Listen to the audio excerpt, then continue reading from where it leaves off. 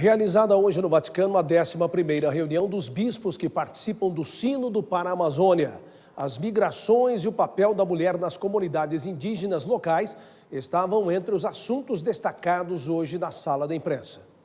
Na sala do Sínodo, os bispos continuam com as apresentações individuais dos temas chamados de Assembleias Gerais. Muitas propostas estão sendo feitas no sentido de a gente intensificar na Amazônia a nossa presença missionária, nosso apoio, a disposição e disponibilidade de novos recursos e, sobretudo, um repensamento interno da Igreja quanto à questão ministerial. E eu, particularmente, focalizo a importância da centralidade da Palavra de Deus e de ministérios em torno da Palavra de Deus, para que nós possamos, com muita força, como Igreja da Palavra, Igreja da Eucaristia, fortalecer este caminho.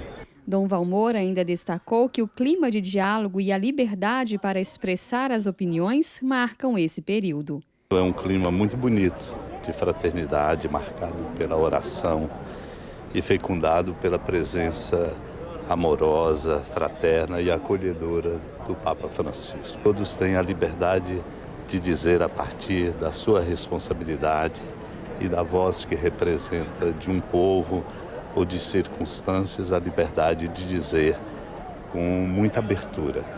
Por isso é muito rico. Na coletiva de imprensa de hoje, o secretário para a comunicação do Sínodo, Dom Giacomo Costa, apresentou o resumo das falas deste dia. Destacou a escuta e o diálogo entre as comunidades num crescimento de troca de experiências pastorais. Foi falado ainda sobre a criação de um banco de investimento para a formação de leigos que possam crescer no estudo da teologia e que atuem diretamente nas comunidades com a catequese e o ministério da palavra. Um outro ponto ressaltado pelos padres sinodais é a necessidade de reconhecer alguns mártires daquela região, para que se olhe para o exemplo daqueles que deram a vida pela evangelização e proteção dos povos amazônicos.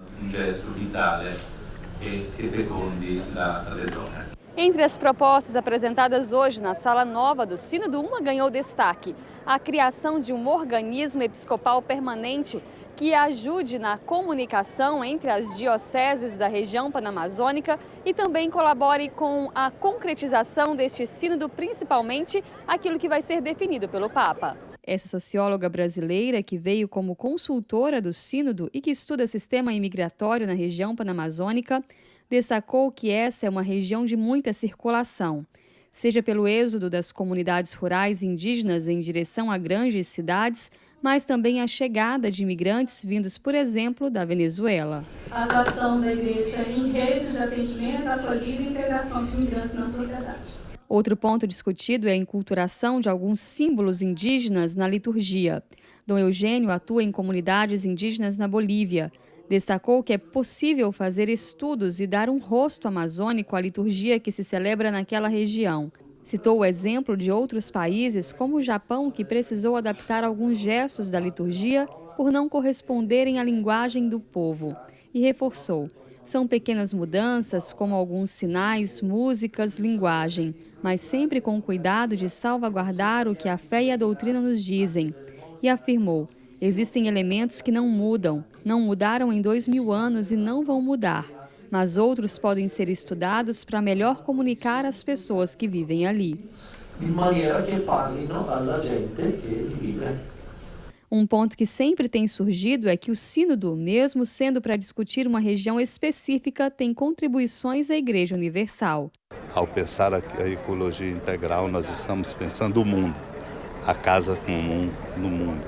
Portanto, todo o caminho que nós estamos intuindo será um caminho muito importante, fecundo, benéfico, desafiador e interpelante para o mundo inteiro e para a Igreja no mundo inteiro a partir da Amazônia. E convidando-nos a todos para estarmos sempre unidos nessa perspectiva, porque significa a nossa Igreja mais missionária, mais forte e mais presente no mundo.